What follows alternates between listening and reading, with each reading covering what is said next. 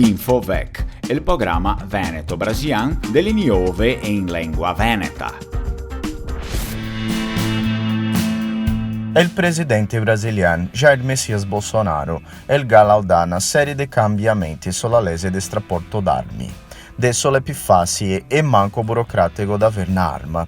Il cittadino normale può avere sia armi di fuoco ed anche te può andare in pubblico con 2 armi allo stesso tempo e se te hai un permesso di caçador a te può avere 15 armi e qualche dunque il permesso di cittadino può comprare 5.000 fissette all'anno. Chiaramente il permesso è più facile e svelto da ciappare adesso. Alcuni dicono che questa misura la va a levare sulla violenza per via di aver più armi in giro, ma altri dicono che è l'opposto, i criminali è buono da ciappare armi illegali quando e come che vuole. Intanto il cittadino comune che non vuole mai avere niente fuori dalla legge vede una grande difficoltà da comprare una per avvogare a se stesso e la sua famiglia. Adesso che avrà più facilità e più gente di sesto con arma, la risposta contro i cattivi la verrà fuori una fiada in sempre e i criminali penseranno un fia in più prima di affrontare la popolazione o sarà sviluppare una fabbia tropical western.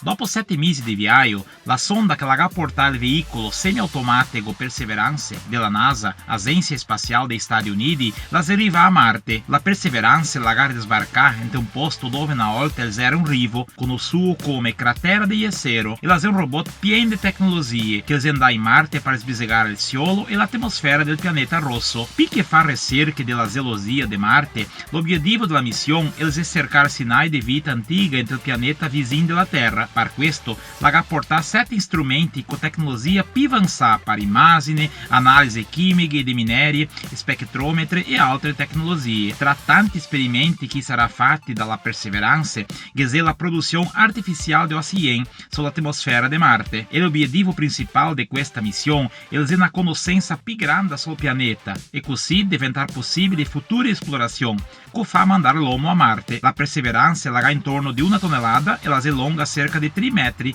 e la porta insieme il drone Ingenuity, un piccolo elicottero che sarà il primo ropran a svolare fuori dalla Terra, ma questa non è la prima missione in Marte. La più tecnologica sicuramente, ma la prima sonda della Terra la arriva a Marte in 1971 dell'antica Unione Sovietica. Appena dopo, in 1975, la arriva la sonda degli Stati Uniti e dopo tante altre missioni in cui le 6 operazioni in Marte insieme col veicolo Perseverance appena arriva, i veicoli Opportunity, Curiosity e Voyager 1.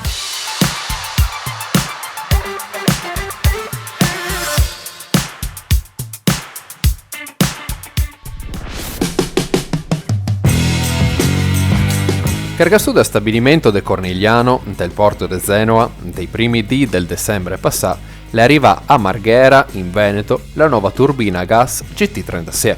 C'è manca Monte Bianco, fatta su da Ansaldo Energia.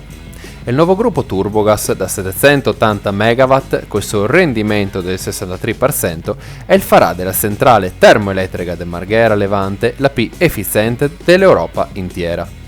Donca, la centrale la farà sulla medesima quantità di energia, sbassando il doparo del gas e così anche le emissioni specifiche di CO2 del 40%, insieme con quelle degli ossidi d'azoto riducesti del 70% anche attraverso un sistema catalitico. Giuseppe Marino, amministratore delegato di Ansaldo Energia, la declara: "A non scondemo mia il nostro orgoglio per sto risultato. Tutti i lavori su sta turbina e sta difficili per limitazioni dovute al periodo Covid. A salorà senza fermarsi per pareggiare la consegna a Edison dei tempi destabili.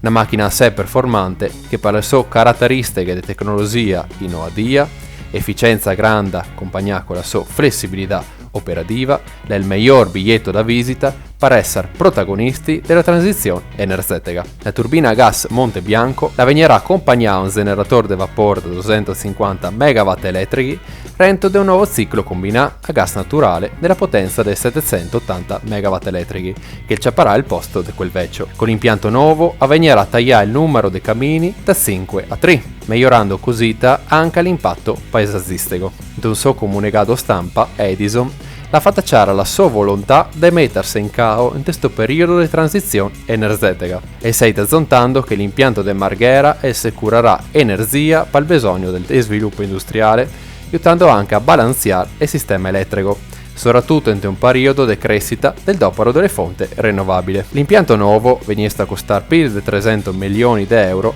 e taccherà a funzionare dal 2022, con 31 lavoratori, così da mantenere i medesimi livelli di impiego di forza lavoro. Mi chiamo Alessandro Albarello e assodrio parlare dal Veneto all'Info VEC.